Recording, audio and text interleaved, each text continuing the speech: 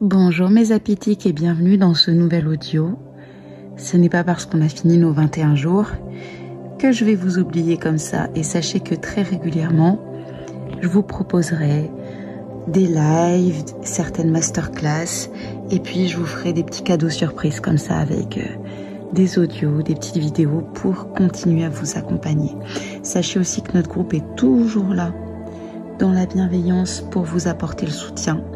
Donc, soyez conscients aussi que lorsque vous vivez quelque chose, c'est un cadre sécurisant, sécurisé et bienveillant pour pouvoir partager.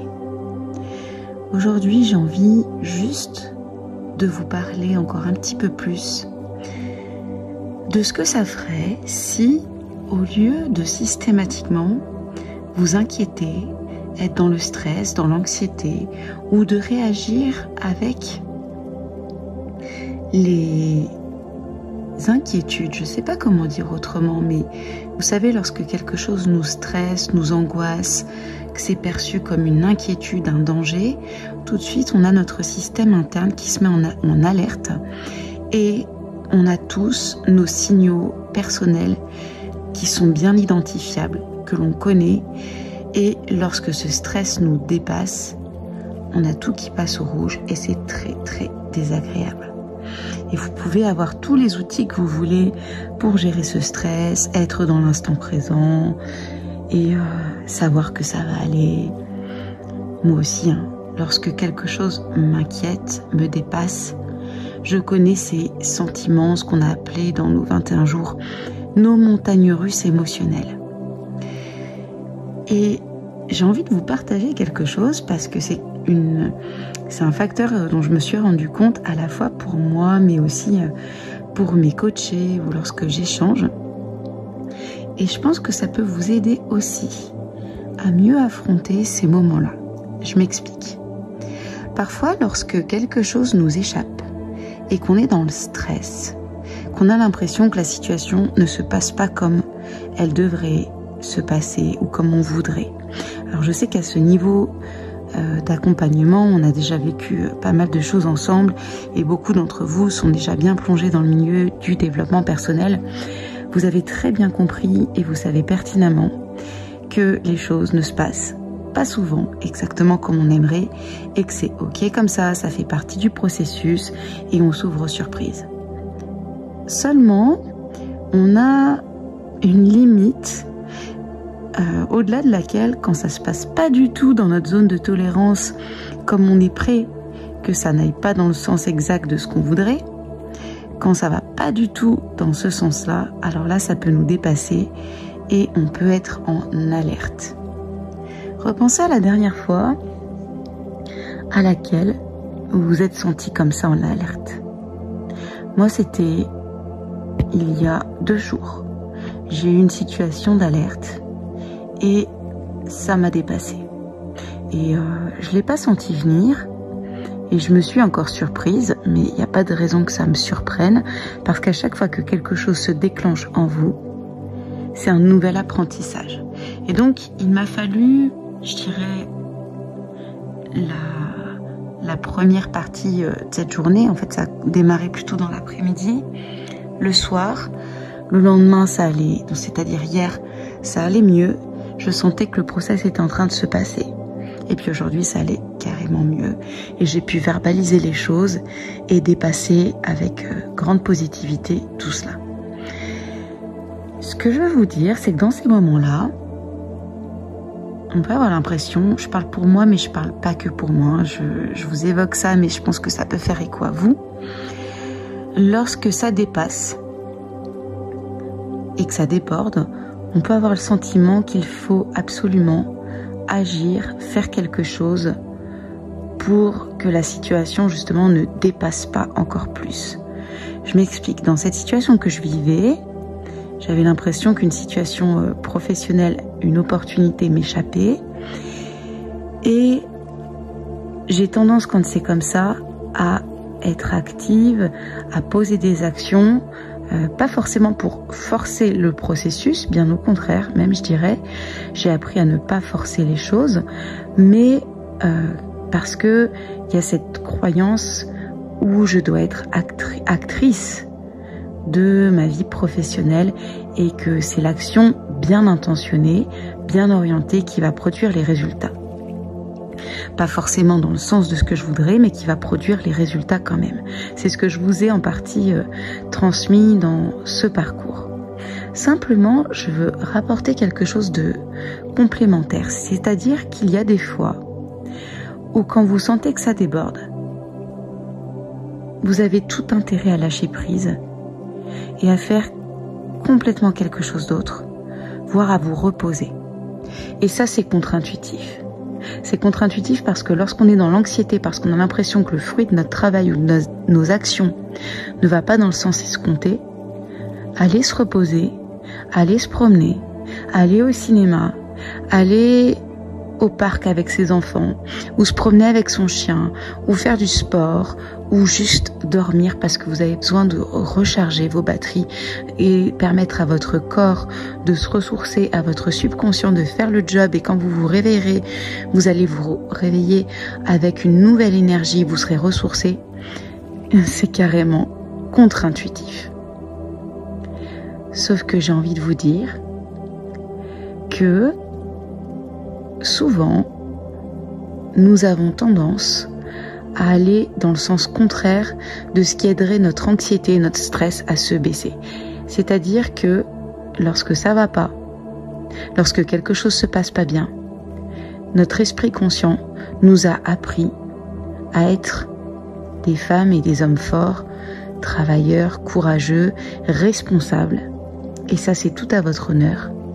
Simplement, lorsqu'on apprend à aller dans un développement de manifestation de nos rêves, ça passe aussi, en très grande partie, par le lâcher-prise. C'est-à-dire que, lorsque vous avez fait les actions, que vous saviez être aligné avec votre plan d'action, inspirant, que vous avez fait ce que vous aviez à faire, et que vous sentez que ça dépasse, et que ce n'est plus sous votre contrôle direct, c'est-à-dire que ça ne dépend plus de vous. Alors, vous déposez ça où vous voulez, au niveau de la vie, vous déposez ça, ça ne vous appartient plus. Et vous avez le droit d'aller vous reposer, d'aller vous changer les idées, de vous faire plaisir, voire tout simplement, et ça peut être vraiment idéal, d'aller dormir. Je sais que c'est contre-intuitif et je sais surtout, je parle pour ceux par exemple qui sont beaucoup dans le développement personnel, qui écoutent des vidéos inspirantes de motivation, qui sont dans l'entrepreneuriat. Je sais que c'est pas forcément ce qu'on nous enseigne dans les vidéos de motivation. Par exemple, vous avez ces idées que si vous travaillez beaucoup plus que la majorité des entrepreneurs, forcément, vous aurez beaucoup plus de résultats que les autres. Ou si vous suivez vos rêves beaucoup plus fort que tous ceux qui le font pas, etc.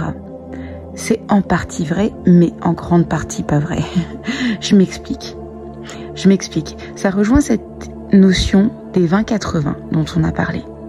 J'y crois beaucoup.